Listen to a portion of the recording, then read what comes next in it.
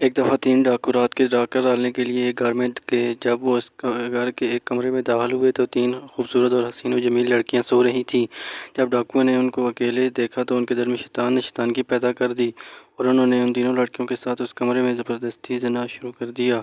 اس کمرے میں اتنا اندھیرا تھا کہ ان لڑکیوں کو ان لوگوں کی شکل کی پہچان نہ ہوئی اور وہ تینوں ڈاکو لڑکیوں کو بھی شکل نہ دیکھ سکے۔ تینوں بہنوں نے زبردستی نکاح کر کے وہ ڈاکو وہاں سے چلے گئے۔ چند دنوں بعد وہ تینوں ڈاکو ایک گلی میں مسجد سے گزرے۔ جس گلی میں مسجد تھی، اس مسجد میں امام صاحب تقریر فرما رہے تھے کہ زنا انسان پر ایسا قرض ہے جو انسان کو ہر حالت میں ادا کرنا پڑتا ہے، لیکن یہ شرط یہ ہے کہ سچے دل سے توبہ کی جائے۔ لیکن امام صاحب کی یہ بات ان تینوں کے دل کو جا لگی، کیونکہ وہ تینوں بھی اقلیتی بہنوں بھائیوں کے مالک تھے۔ ان تینوں کو اگر ہماری بہنوں کی کسی نامحرم نے ہاتھ بھی لگایا تو ہم اس کی جان نکال دیں گے۔ تو دوسروں نے کہا کہ جو قرض ہم پر ہے وہ ہمیں ہر حالت میں اتارنا ہوگا، ایسے بھائی کے زندہ رہنے سے تو اچھا ہے کہ وہ پانی میں ڈوب کر مر جائے۔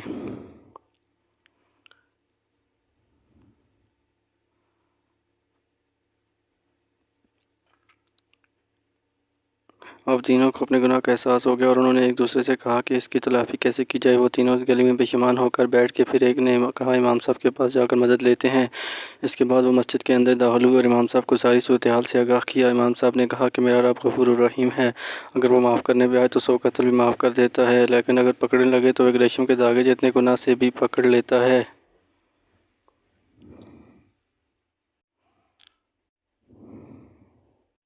لیکن اگر تم سچے دل سے اس کے دروازے پر توبہ کرتے ہو تو وہ غفور الرحیم تمہیں ضرور معاف کر دے گا، لیکن میرا رب اس وقت تک معاف نہیں کرتا جب تک وہ 3 لڑکیاں تمہیں معاف نہیں کریں گی۔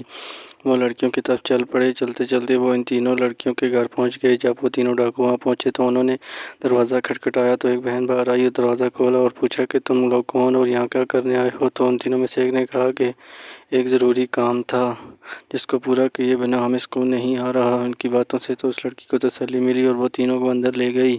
جب وہ اندر داخل ہوئے تو باقی 2 بہنیں بھی رو رہی تھیں، تو انہوں نے پوچھا کہ تم رو کیوں رہی ہو؟ تو کیا تمہارے ماں باپ نہیں ہیں؟ تو انہوں نے کہا کہ ہمارا ایک بزرگ باپ تھا، ایک رات وہ کسی کام سے باہر گیا تو 3 ڈاکو نے ہم پر حملہ کر دیا اور ہمیں زیادتی کا نشانہ بنایا، اور جب یہ خبر ہمارے بوڑھے باپ نے سنی تو وہ یہ بات برداشت نہ کر سکا اور اسی وقت اس صدمے کے رنج سے اس دنیا سے رخصت ہو گیا، اور اس وقت سے ہم لڑکیاں بالکل اکیلی ہیں۔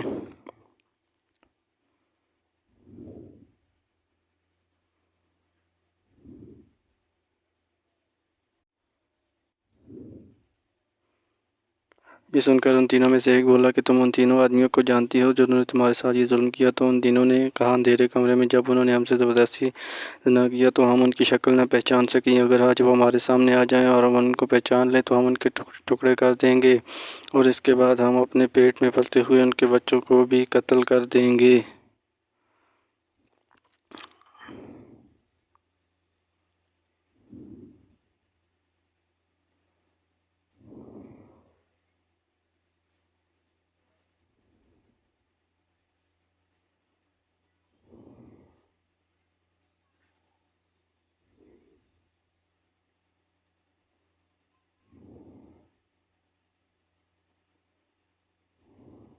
کیونکہ جن کے نامعلوم باپ کا کردار ایسا تھا تو بڑے ہو کر وہ بہت بڑے مجرم بنیں گے۔ یہ سن کر ان تینوں میں سے ایک ڈاکو نے کہا کہ اس رات تم سے زبردستی زنا کرنے والے ہم تینوں تھے۔ یہ سن کر ان تینوں کے پاؤں تلے زمین نکل گئی اور ایک بہن نے خنجر اٹھایا اور ایک ڈاکو کی گردن پر رکھ دیا اور کہا کہ تمہاری وجہ سے ہم نے اپنے بوڑھے باپ کو کھو دیا اور ہمارے کردار کو تم نے خاک میں ملا دیا، اب تمہارا دنیا میں رہنے کا کوئی حق نہیں، لیکن ہم اس کی تلافی کرنے کے لیے ہی تمہارے پاس آئے ہیں۔ اگر ہم اپنے گناہ کی توبہ نہ کرتے تو ہم دوبارہ اس گھر میں کیوں آتے اور اپنے گناہ کے بارے میں بھلا تم کو کیوں بتاتے؟ یہ سن کر اس نے کہا کہ تم اپنی غلطی کی اصلاح کیسے کر سکتے ہو؟ تو انہوں نے کہا کہ تم تینوں سے شادی کریں گے اور اس طرح ہم اپنے بچے کو ایک نام دیں گے۔ پھر وہ لڑکا اور لڑکیاں بھی ان کے بات پر رضامند ہو گئیں اور ان سے شادی کر لی۔ لیکن تھوڑی دیر بعد ان ڈاکوؤں میں سے ایک ڈاکو نے کہا کہ ہم نہیں جانتے کہ ہم میں سے کس ڈاکو کا اس لڑکی کے پیٹ میں بچہ پل رہا ہے۔ یہ بات سن کر سب پریشان ہو گئے۔ تھوڑی دیر بعد انہوں نے کہا کہ ہم امام مسجد کے پاس چلتے ہیں اور انہی سے اس مسئلے کا حل نکالتے ہیں۔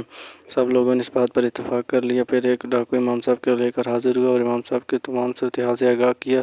ڈاکوؤں کو ایک لائن میں امام صاحب نے کھڑا کیا اور پھر ایک لڑکی کو کہا کہ تم ان تینوں کے سینے سے ناک لگا کر خوشبو سونگھو، کہ جب تم ان تینوں کے قریب جاؤ گی تو تمہیں ایک عجیب و غریب خوشبو محسوس ہوگی، کیونکہ ہر مسلمان چاہے کہ جتنا ہی گناہگار کیوں نہ ہو، اگر اس نے نبی کا کلمہ پڑھ لیا ہو تو اس کے جسم سے ایک عجیب و غریب خوشبو نکلتی ہے، اور وہ خوشبو ہر ایک میں مختلف ہوتی ہے۔ اور جب تم ان تینوں میں خوشبو سونگھو گی تو تمہیں محسوس ہوگا کہ اس دن کون سا ڈاکو تمہارے قریب آیا تھا۔